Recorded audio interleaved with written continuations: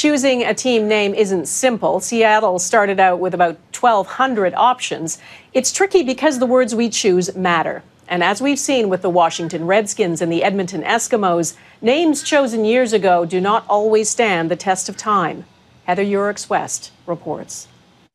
When she was born in Apex Hill, Nunavut, this Inuit community elder was given the name Naulak by her mom and dad. But later, she would be given a second identity by the Canadian government. Not a name, but a number on a brown leather Eskimo tag. My personal E-number is E71866. Colonization came late for the people of Canada's far north. Ledru was a child when she saw her way of life suddenly change. I was brought up culturally, hunting, fishing, camping, on the tundra, where my parents were born and raised until colonization came. Colonization brought a number of painful policies to Inuit communities. Many were forced to relocate or sent to residential schools.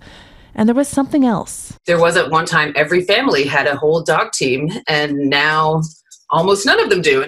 Whether there was a coordinated order by the government to kill the sled dogs is still a subject of debate. But for Ledru, who was 6 years old at the time, the memory is as vivid as it is dark. I witnessed the dog slaughter because my father himself had a dog team. They hired a relative of ours to slaughter our dogs. I have talked to elders who have said, that more than almost any other history, that was the darkest time because it meant that Inuit couldn't leave the communities that they'd been settled into. Not all Inuit, including Ledru, feel the term Eskimo is derogatory, but she's happy to hear Edmonton's CFL team is dropping the name.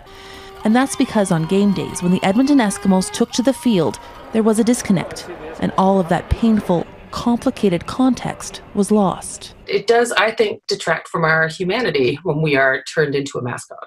What I would like people to understand is we are human beings just like they are. Not a number or a mascot, but Naulak, an Inuk woman her parents named in a beautiful part of Canada's north. Heather Yourex-West, Global News, Calgary.